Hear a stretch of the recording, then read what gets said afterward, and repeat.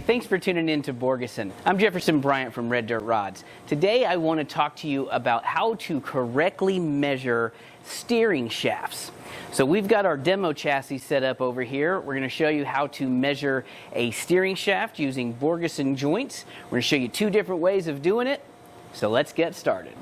This is a manual gearbox with a 3/4 double D input shaft. We have a 3/4 double D steering column shaft. What we're going to do is take a measuring tape and we're going to measure from the end of one shaft all the way to the end of the other shaft. As you can see here, our measurement is right at 13 inches. Using the measurement from here to here, you will subtract 3 inches when using a Borgeson U-joint. All right, so we're going to go ahead and install joints onto the steering column and the gearbox.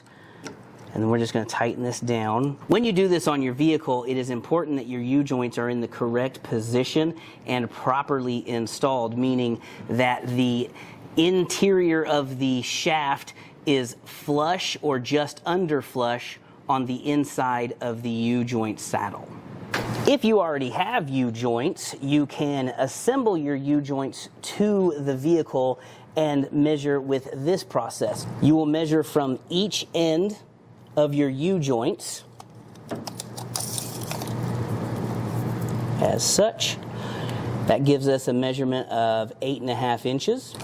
Instead of subtracting 3 inches, what we're going to do is add 1.5 inches.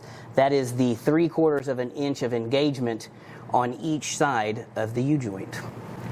Then you can order your steering shaft from Borgeson. Borgeson offers steering shaft in 1/4 inch increments up to 24 inches.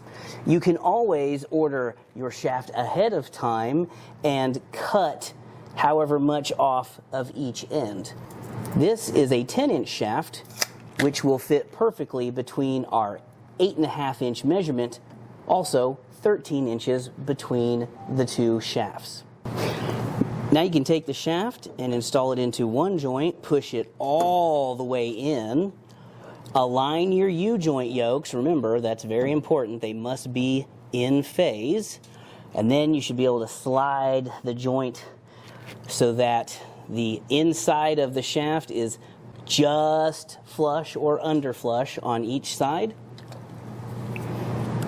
and tighten up your set screws. If you need to use multiple shafts and support bearings, you need to have all of those components in place and in position before you measure the shafting. This is our demo rig. We have a gearbox, our steering column, and a support bearing. The angle between these two exceeds 35 degrees, which is the limit for a U-joint, so that requires a double U-joint. We're going to put our measuring tape through the support bearing to the joint on the gearbox. That gives us a measurement of 6 inches to the far side of the bearing.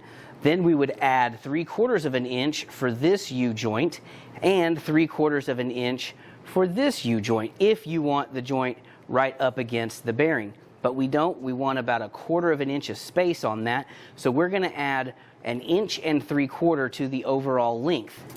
That gets us this shaft, which measures 8 inches. So then you can take this shaft, slide it in, make sure that it is properly engaged. Then our double U-joint can install to the steering column and the new shafting. And that's all there is to measuring steering shafts using Borgeson U-joints. Make sure you visit Borgeson.com to get all the steering components you need. Thanks for watching. We'll see you next time.